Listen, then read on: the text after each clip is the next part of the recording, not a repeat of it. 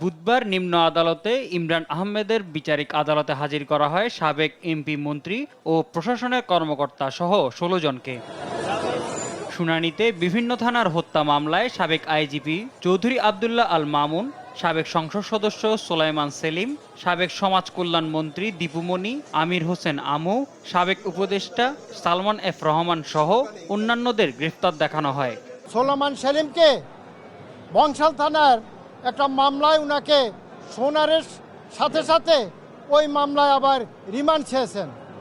মাননীয় আদালত 10 দিনের রিমান্ডের শুনানির শেষে শুনানির পরে উনাকে 4 দিনের রিমান্ড মঞ্জুর করেন। পুলিশের পক্ষ হতে সাবেক খাদ্যমন্ত্রী, সংসদ সদস্য সোলাইমান সেলিম ও সাবেক চিফ হুইপ আসম ফিরোজের রিমান্ড আবেদন করেন। শুনানি শেষে লালবাগ থানার হত্যা মামলায় অ্যাডভোকেট কামরুল ইসলামে 3 দিনের রিমান্ড ও সোলাইমান সেলিমকে 4 দিনের রিমান্ড মঞ্জুর করেন আদালত। এছাড়া চকবাজার থানার আরও একটি হত্যা মামলায় সোলাইমান সেলিমে 3 দিনের রিমান্ড দেওয়া হয়। আর সাবেক আইনমন্ত্রী আনিসুল হককে যাত্রাবাড়ি থানার হত্যা মামলায় 3 দিনের রিমান্ড মঞ্জুর করেন আদালত।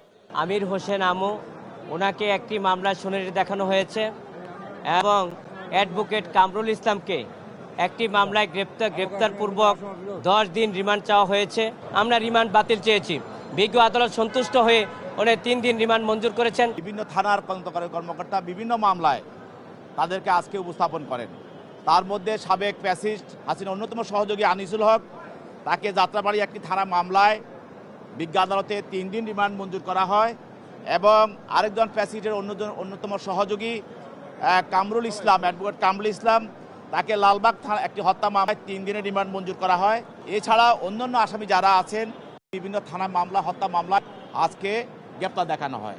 বাকি আসামিদের কারাগারে পাঠানোর নির্দেশ দেন আদালত। মোহাম্মদ সাকিব, দেশ টিভি, ঢাকা।